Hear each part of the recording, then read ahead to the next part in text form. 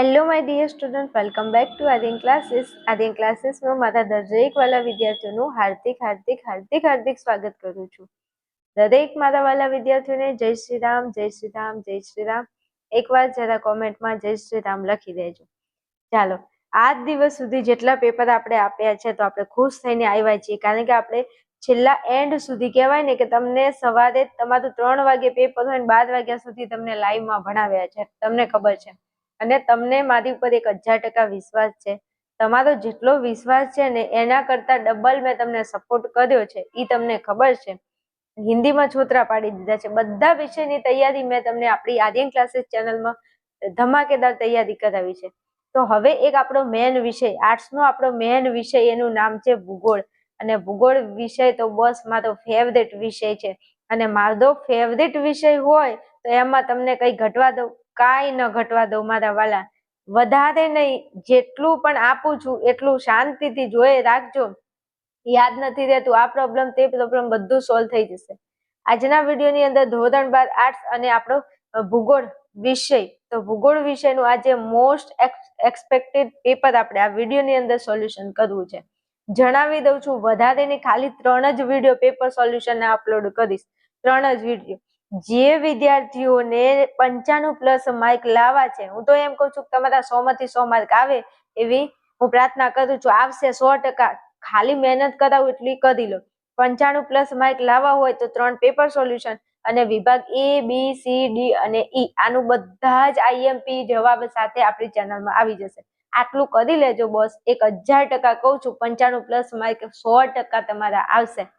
ચાલો, આ સાથે જ આ પેપરની શરૂઆત કરવી છે. વધારે કઈ નહીં, વિભાગ AB તો તમારે આમાંથી ખાસ કરી જ લેવાનો છે. બીજી કોઈ જ વાત નહીં, AB ખાસ એટલે ખાસ આમાંથી કરી લેવાનું છે.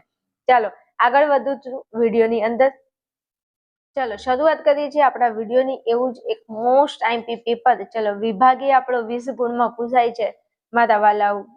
એવી મજૂરી કરો, એવી મહેનત કરો કે વિભાગ એમાં 20 માંથી 20 ગુણ આપણા પાકા થઈ જાય. ચાલો, પ્રશ્ન નંબર 1 છે, માનવ ભૂગોળમાં કેન્દ્ર સ્થાને કોણ હોય છે? હવે પ્રશ્નમાં જવાબ છે એવું કહું તો ચાલે. જુઓ તમે અહીંયા, માનવ ભૂગોળમાં કેન્દ્ર સ્થાને કોણ છે? તો માનવ જવાબ આવે. માનવ ભૂગોળમાં કેન્દ્ર સ્થાને કોણ હોય છે? માનવ હોય છે. ક્લિયર? Most time question. પ્રશ્નમાં જવાબ, માનવ ભૂગોળમાં કેન્દ્ર સ્થાને માનવ હોય છે. હા, આવી થોડી ઘણી ટ્રીકો તમને આપતી રહીશું હો. હાલો, 2 માં, યહૂદીઓએ પશ્ચિમ એશિયાના રણ વિસ્તારમાં કયો નવો દેશ વસાવ્યો હતો? યહૂદીઓએ પશ્ચિમ એશિયાના રણ વિસ્તારમાં કયો નવો દેશ વસાવ્યો હતો? રણમાં કીધું છે, રણ, તો ઇઝરાયલ આવશે. રણ ઇઝરાયલ. કયો દેશ વસાવ્યો તો? ઇઝરાયલ. મોસ્ટ આઈએમપી ક્વેશ્ચન છે. 20 MCQ માં કેવું ન પડે, તૈયાર કરી લેજો. ચાલો, પ્રશ્ન નંબર 3 છે, માહિતી ક્રાંતિની શરૂઆત કઈ સદીમાં થઈ છે? માહિતી ક્રાંતિ તો 20મી સદીમાં. 20મી સદીમાં. વી એટલે 20 ને મા એટલે માહિતી ક્રાંતિ. 20મી સદીમાં માહિતી ક્રાંતિની શરૂઆત થઈ છે. આ પ્રશ્ન વિભાગ B માં પણ પૂછાય છે 1 ગુણમાં, અને એમાં પણ પૂછાય છે. પછી તમે મને કહેતા નહીં કે બેન તમે કીધું નહોતું હો. હા, એટલે તૈયાર કરી લેજો. ચલો આગળ વધુ છું. પ્રશ્ન 4 માં, ઉચ્ચ કક્ષાના નિર્ણાયકો કઈ પ્રવૃત્તિ સાથે જોડાયેલા ગણાય છે? ઉચ્ચ કક્ષા કીધું છે. કઈ? ઉચ્ચ કક્ષા. તો ઉચ્ચ કક્ષા કે એટલે યાદ રાખશો, જવાબ આવશે પંચમ પ્રવૃત્તિ સાથે. ઉચ્ચ કક્ષાના નિર્ણાયકો કઈ પ્રવૃત્તિ સાથે જોડાયેલા છે? તો જવાબ આવશે પંચમ પ્રવૃત્તિ સાથે જોડાયેલા છે. ચાલો પછી આગળ વધુ છું. પ્રશ્ન નંબર 5 માં, વિશ્વમાં કયા દેશમાં સૌથી ગીચ રેલ માર્ગો આવેલા છે? વિશ્વમાં કયા દેશમાં સૌથી ગીચ રેલ માર્ગો આવેલા છે? તો જવાબ આવશે બેલ્જિયમ. અને આ મારા વાલા વિભાગ B માં પ્રશ્ન પૂછાય છે. હા, એટલે જરૂરી નથી કે એના પ્રશ્નો B માં ન હોય, B ના A માં ન હોય. હા, એના પ્રશ્ન B માં તો 100% હોય છે. B ના પ્રશ્નો A માં નથી પૂછતા, પણ MCQ ના પ્રશ્નો વિભાગ B માં હોય જ છે ઘણા ખરા. ચલો, વિશ્વમાં કયા દેશમાં ગીચ રેલ માર્ગો કીધા છે? તો બેલ્જિયમ જવાબ આવશે. ઓકે, ગીચ રેલ માર્ગો બેલ્જિયમ. ચાલો પછી 6 માં, ભારતે આર્યભટ્ટ ઉપગ્રહ ક્યારે પ્રક્ષેપિત કર્યો છે? તો જવાબ આવશે 1975. પણ એમ કે ભારતનો પ્રથમ ઉપગ્રહ, પ્રથમ. આ 2 પ્રશ્નોમાંથી કોઈ એક પ્રશ્ન તો હશે. પછી કહેતા નહીં કે બેન તમે કીધું નહોતું. મારા ગળાના હમસે આ પ્રશ્ન તમારે તૈયાર કરવાનો છે કે ભારતે પ્રથમ ઉપગ્રહ કયો લોન્ચ કર્યો હતો? તો પ્રથમ ઉપગ્રહ આર્યભટ્ટ આવશે. અને આર્યભટ્ટ ઉપગ્રહ કઈ સાલમાં? સાલ પૂછાય તો 1975. સાલ પૂછાય તો કઈ આવશે? 1975 આવશે. રેડી? ચલો આગળ વધુ છું. પ્રશ્ન નંબર 7માં. સાર્કનું વડું મથક ક્યાં આવેલું છે? સાર્કનું વડું મથક ક્યાં આવેલું છે? તો કાઠમંડુમાં આવેલું છે. અને જેટલા પણ વડું મથક છે, 3 વડું મથક છે, એ તો હું તમને આઈએમપી આપીશ એટલે એમાં ભણાવી દઈશ. આ 3માંથી કોઈ પણ એક વડું મથક પૂછાય 1000% પૂછાય છે. પછી કહેતા નહીં કે કીધું નહોતું. સાર્કનું વડું મથક આવશે કાઠમંડુ. તો તમે શું યાદ રાખશો? સાકા. શું યાદ રાખશો? સાકા. કેમ સાકા? કાકા નહીં હોય, સાકા છે. સા એટલે સાર્ક અને કા એટલે કાઠમંડુ. ભૂલથી ભૂલ ન થાય ભાઈ. 3 વડા મથક છે, એમાં પછી તમારો એક માર્ક ન જાય એના માટેની આ ટ્રીક છે. યાદ રાખો, સાકા. શું? સાકા. સા એટલે સાર્ક અને કા એટલે કાઠમંડુ. ચલો બીજા બે આવશે એટલે બસ ભણાઈ. હાલ ટાઈમ નથી, ફટાફટ. ચલો 8માં. લંડન બંદર પર કઈ નદી લંડન બંદર કઈ નદી પર આવેલું છે? ઓકે, તો અહીંયા આપણો જવાબ આવશે ટેમ્સ. હવે સાંભળો, આ બે પ્રશ્નો ઊંધા પૂછાય છે. જો એમ પ્રશ્ન પૂછે કે લંડન બંદર કઈ નદી પર આવેલું છે? તો ટેમ્સ નદી. પણ એમ કે ટેમ્સ નદી ઉપર કયું બંદર આવ્યું? તો લંડન બંદર. આ યાદ રાખજો, આ બે પ્રશ્નો છે. લંડન બંદર કઈ નદી પર આવ્યું? તો ટેમ્સ. અને ટેમ્સ નદી ઉપર કયું બંદર આવ્યું? તો લંડન. આ બે માંથી ગમે તે ફેરવીને પૂછાય. પછી મને ન કહેતા કે બેન તમે કીધું નહોતું હો. એટલે મોસ્ટ આઈએમપી છે, તૈયાર કરી લેજો. ચલો પછી પ્રશ્ન નંબર 9 છે. ચીન અને દક્ષિણ ભારત એશિયાના મધ્યમાંથી પસાર થતો જૂનો માર્ગ કયો છે? તો જવાબ આવશે રેશમ માર્ગ. અને આ જૂનો માર્ગ પૂછે તો રેશમનો. જૂનો માર્ગ કોનો? રેશમનો. અને એક જ પ્રશ્ન છે આ જૂના માર્ગ વાળો. હા, જૂનો માર્ગ. તો જવાબ આવશે રેશમ માર્ગ. ચીન અને દક્ષિણ પશ્ચિમ એશિયાના મધ્યમાંથી પસાર થતો જૂનો માર્ગ કયો છે? તો રેશમ માર્ગ છે. કયો? રેશમ માર્ગ છે. હાલો પછી આગળ વધુ. પ્રશ્ન નંબર 10માં. સલાયા કેવા પ્રકારના બંધનું ઉદાહરણ છે? Most IMP question. મારા ગળાના હમશે હો, મોસ્ટ આઈએમપી છે. સલાયા કેવા પ્રકારનું બંદર છે? તો ફેરબદલી માટેનું બંદર છે. ઘણીવાર અહીંયા ફેરી બદલી આપશે ઓપ્શનમાં, ધ્યાનમાં રાખજો. સલાયા કેવા પ્રકારનું બંદર છે? તો ફેરબદલી માટેનું બંદર છે. ફેરબદલી. ચલો પછી આગળ વધું છું. પ્રશ્ન નંબર આપણો 11 છે. નીચેનામાંથી કયું સંરક્ષણ કેન્દ્ર નથી? નીચેનામાંથી કયું સંરક્ષણ કેન્દ્ર નથી ભાઈ? તો જવાબ આવશે આપણો મુંબઈ. આ સંરક્ષણ કેન્દ્ર, પછી પરિવહન કેન્દ્ર, આ બધા જે કેન્દ્ર છે ને, વહીવટી કેન્દ્ર, સાંસ્કૃતિક કેન્દ્ર, આ બધા કેન્દ્રમાંથી એકાદો એમસીક્યુ કેન્દ્રનું પૂછાય છે 1000%. એટલે એ કેન્દ્રો ખાસ યાદ રાખજો. ચાલો પછી આગળ વધું છું. પ્રશ્ન નંબર આપણો 12 છે. નીચે આપેલી વિગતોમાં કુદરતી તત્વ કયું છે? કુદરતી તત્વ. તો પાવાગઢ ડુંગર એ ભાઈ કુદરતી તત્વ છે. કારણ કે જો આ રેલ માર્ગ, પછી આ બંધ ને અમદાવાદ, આ બધું સાંસ્કૃતિક છે. એક પાવાગઢ ડુંગર એ કુદરતી તત્વ છે. ઓકે, હાલો આગળ વધુ ફટાફટ. પ્રશ્ન નંબર આપણો 13 છે. બહુલક માટે કઈ સંજ્ઞા દર્શાવાય છે? તો ભાઈ મારા બહુલક માટે ઝેડ સંજ્ઞા દર્શાવાય છે. 1000% મોસ્ટ આઈએમપી. વિભાગ બી માં પણ આ પ્રશ્ન પૂછાય. પછી તમે મને કહેતા નહીં કે બેન તમે કીધું નહોતું. Okay, most IMP. મારા ગળાના હમસે પ્રશ્ન તૈયાર કરજો. બહુલક માટે કીધું છે તો ઝેડ આવશે. ચાલો પછી પ્રશ્ન નંબર 14. દ્વિતીયક માહિતી એટલે શું? દ્વિતીયક માહિતી એટલે શું? તો પ્રકાશિત સાહિત્યમાંથી લીધેલી માહિતીને દ્વિતીયક માહિતી કહે છે. શું કીધું છે? દ્વિતીયક માહિતી કોને કહીશું? તો પ્રકાશિત સાહિત્યમાંથી લીધેલી માહિતીને દ્વિતીયક માહિતી કહે છે. ભાઈ ભૂગોળની અંદર 4 એમસીક્યુ છે ખાલી દરેક ચેપ્ટરના. તો આપણી ફરજ બને છે બધા વિષયના આઈએમપી ક્વેશ્ચન આપણી ચેનલમાં આવી જશે. આપણે ધમાકેદાર તૈયારી કરવાની છે ભૂગોળ વિષયની. એટલે તમારે ચેનલ ઉપર નવા હોય તો પહેલા ચેનલને સબસ્ક્રાઇબ કરી લેજો હો. ચલો પછી 15માં આગળ વધું છું. નાટમો સંસ્થા ક્યાં આવેલી છે? તો ભાઈ નાટમો સંસ્થા કોલકાતામાં આવેલી છે. અને આ નાટમો સંસ્થા કાં તો ધી સર્વે ઓફ ઇન્ડિયા, આ બે સંસ્થામાંથી એક સંસ્થા તો પૂછાય.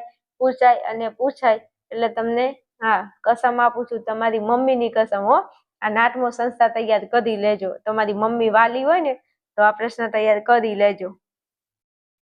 ચાલો પછી આગળ વધું છું. પ્રશ્ન નંબર 16 એક જ પરિમાણ ધરાવતો આલેખ કયો છે? 16 તો એક જ પરિમાણ ધરાવતો આલેખ છે રેખા આલેખ. કયો આલેખ છે? રેખા આલેખ. એક જ પરિમાણ ધરાવતો આલેખ કયો છે? રેખા આલેખ છે. ઓકે, ચલો પછી પ્રશ્ન નંબર 17 જીપીએસ પ્રણાલી વિકસાવનાર દેશ કયો છે? મારા ગળાના હમસે આ પ્રશ્ન તમારે તૈયાર કરવાનો છે. MCQ માં પૂછાય કાં તો વિભાગ બી માં પૂછાય, પણ 100% પૂછાય છે. તો જવાબ આવશે USA. જીપીએસ પ્રણાલી વિકસાવનાર દેશ કયો છે? USA છે. કયો છે? USA દેશ છે.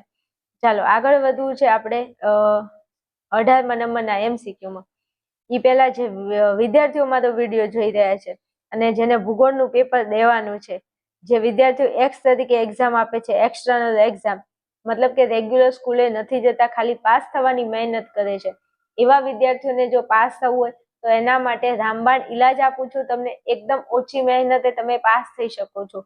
એના માટે શું કરવાનું છે? તમારે કાંઈ વધારે નથી કરવાનું. આ વિડીયોની નીચે ડિસ્ક્રિપ્શનમાં લિંક આપેલી છે, ત્યાં જઈ અને આપણું આદ્યન ક્લાસીસ નામનું એપ્લિકેશન છે, એપ્લિકેશન ડાઉનલોડ કરી લો. આપણા એપ્લિકેશનમાં ભૂગોળ વિષયના મેં 6 પેપર સેટ તૈયાર કરેલા છે. 6 પેપર તૈયાર કરેલા છે અને આ 6 પેપરની અંદર મેં વિભાગ A, B અને વિભાગ C નું વિડીયો દ્વારા સોલ્યુશન આપેલું છે. એટલે તમારે પ્રશ્નોના જવાબ શોધવા ક્યાંય જવાનું નથી. A વિડીયો દ્વારા, B વિડીયો દ્વારા, C વિડીયો દ્વારા 6 પેપરનું સોલ્યુશન સાથે તમને આ પેપર સેટ મળી જશે. અને એની નોર્મલ કોસ્ટ છે માત્ર ને માત્ર 75 રૂપિયા. આપણા ભૂગોળ વિષયનો કોર્સ પણ છે, જેમાં 1 થી 13 ચેપ્ટર મેં ભણાવેલા છે. તમે કોર્સ ખરીદીને ભણી શકો છો અને પેપર સેટની જરૂર હોય તો તમે 75 રૂપિયા નોર્મલ પ્રાઇસ છે. આ વિષયનો પેપર સેટ ખરીદીને ભણી શકો છો.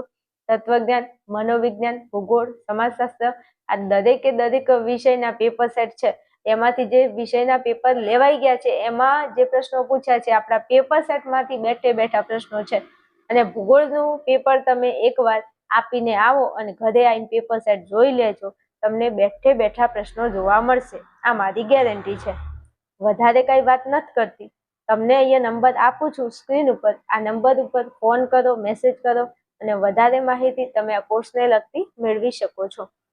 ચાલો આ સાથે આપણે ફરી પાછા આવી જઈએ ટોપિકમાં અને શરૂઆત કરું છું. ફટાફટ આપણે આગળ વધીએ. પ્રશ્ન આપણો 18 છે. આંકડાકીય માહિતીનું ઉત્તમ નકશાંકન કરવાની પ્રણાલી કઈ છે? Most IMP. નકશાંકન કરવાની પ્રણાલી કીધી છે તો જવાબ આવશે GIS. આંકડાકીય માહિતીનું ઉત્તમ નકશાંકન કરવાની પ્રણાલી કઈ છે? તો જવાબ આવશે GIS. બેઠે બેઠો MCQ ફરી પૂછાય, પછી કહેતા નહીં હો કે કીધું નહોતું એમ. હા ચાલો પછી 19માં ભીત નકશા મુદ્રિત કરવા માટે ઉપયોગી હાર્ડવેર શું છે? ભીત નકશા મુદ્રિત કરવા માટે ઉપયોગી હાર્ડવેર શું છે મારા વાલા? તો ભીત નકશા દ્વારા મુદ્રિત કરવા માટે ઉપયોગી હાર્ડવેર જવાબ આવશે પ્લોટર. ભીત નકશા મુદ્રિત કરવા માટે ઉપયોગી હાર્ડવેર કયું છે? તો જવાબ આવશે પ્લોટર. ચાલો પછી 20માં મસ્ત પ્રશ્ન છે. નીચેનામાંથી કયું સોફ્ટવેર નિઃશુલ્ક છે? નીચેનામાંથી કયું સોફ્ટવેર નિઃશુલ્ક છે? તો ગ્રાસ GIS. નિઃશુલ્ક સોફ્ટવેર કયું છે? Grass GIS. નીચેનામાંથી કયું સોફ્ટવેર નિઃશુલ્ક છે? તો ગ્રાસ GIS. ચાલો અહીંયા તમારા 20 MCQ પૂરા. આટલા MCQ ખાસ તૈયાર કરી લેજો. બેઠે બેઠા MCQ જોવા મળશે. રિપીટ પ્રશ્નો થાય છે બોર્ડની એક્ઝામમાં. તમે ટેન્શન વધારે કરવાની તમારે કોઈ જરૂર નથી. ચલો વિભાગ બી છે. વિભાગ બી ની અંદર તમને પ્રશ્ન નંબર 1 છે. કયા સમયગાળાને સંશોધન યુગ કહેવાય છે? આ પ્રશ્ન કહું ને છેલ્લા 3 વર્ષથી પ્રશ્ન પૂછાય છે. 24, 25 ને બધા જ પેપર જુઓ ને તો આનો આ પ્રશ્ન પૂછાય છે અને મોસ્ટ આઈએમપી છે પ્રશ્ન. પછી તમે મને કહેતા નહીં કે કીધું નહોતું હો. કયા સમયગાળાને સંશોધન યુગ કહે છે? તો 15મી સદીના ઉત્તરાર્ધથી 18મી સદી સુધીના સમયગાળાને 15મી સદીના ઉત્તરાર્ધથી 18મી સદી સુધીના સમયગાળાને સંશોધન યુગ કહે છે. ઓકે, ચાલો આગળ વધુ. 22માં ખનિજની વ્યાખ્યા આપો. આ વ્યાખ્યા મોસ્ટ ટાઈમ મારા વાલા, મારા કલેજા, મારા કાળજાના કટકા. આ વિભાગ સી માં કા બી માં પૂછાય છે, પણ પૂછાય છે ફાઇનલ એટલે ફાઇનલ. ચાલો બોલું છું, જવાબ ધ્યાનમાં રાખજો. નિશ્ચિત અણુરચના, રાસાયણિક બંધારણ અને સમાન ગુણધર્મ ધરાવતા ઘન, પ્રવાહી કે વાયુમય પદાર્થને ખનિજ કહે છે. આ વ્યાખ્યા આપી છે, તૈયાર કરી લેજો. ચલો 23માં સિલિકોન વેલી એટલે શું? સિલિકોન વેલી એટલે શું? તો ઇન્ફોર્મેશન ટેકનોલોજી સંદર્ભે ઘણા વિકસિત ઉદ્યોગ ગૃહોનું એક સંકુલ એટલે સિલિકોન વેલી. સિલિકોન વેલી એટલે શું? ઇન્ફોર્મેશન ટેકનોલોજી સંદર્ભે ઘણા વિકસિત ઉદ્યોગ ગૃહોનું એક સંકુલ એટલે સિલિકોન વેલી. ચલો પછી આગળ 24માં વિશ્વની સૌથી લાંબી પાઇપલાઇન કઈ છે? કોમેકોન છે. કઈ છે? કોમેકોન. કોમેકોન છે, કોને કોન નહીં, કોમેકોન. ચાલો પછી 25માં ભારતમાં આધુનિક પ્રકારની ટેલિફોન સેવાઓના વિકાસમાં કોનો ફાળો છે? તો જવાબ આવશે સામ પિત્રોડા. જવાબ શું આવશે? સામ પિત્રોડા. ભારતમાં આધુનિક પ્રકારની ટેલિફોન સેવાઓના વિકાસમાં કોનો ફાળો છે મારા વાલા? તો જવાબ આવશે સામ પિત્રોડાનો ફાળો છે. આગળ વધુ. ચલો પ્રશ્ન નંબર 26. વિનિમય વ્યવસ્થા એટલે શું? આ પ્રશ્ન પૂછાય છે ફેરવીને. જો વિનિમય વ્યવસ્થાની વ્યાખ્યા આપું છું, આ તૈયાર કરવાની છે વ્યાખ્યા. આદિમ સમાજમાં વ્યાપારનું પ્રારંભિક સ્વરૂપ એટલે વિનિમય વ્યવસ્થા. શું લખશો? આદિમ સમાજમાં વ્યાપારનું પ્રારંભિક સ્વરૂપ એટલે વિનિમય વ્યવસ્થા. આ વ્યાખ્યા તમારે લખવાની છે.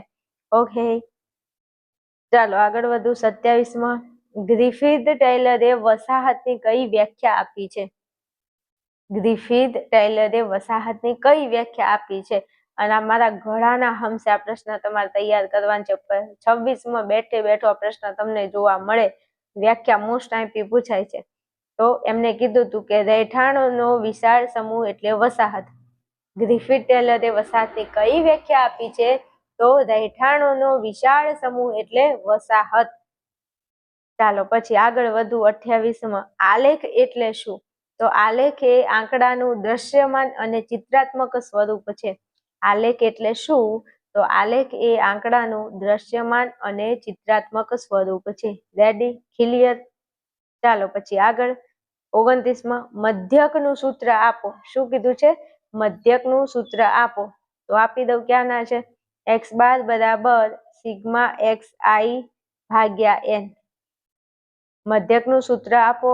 સિગ્મા x બાર બરાબર સિગ્મા xi ભાગ્યા n. મોસ્ટ ટાઈમ પીછો આ સૂત્ર પૂછાય. જો પછી કહેતા નહીં કે બેન તમે કીધું નહોતું. x બાર બરાબર સિગ્મા xi ભાગ્યા n. આ મધ્યકનું સૂત્ર છે. ચાલો પછી આગળ.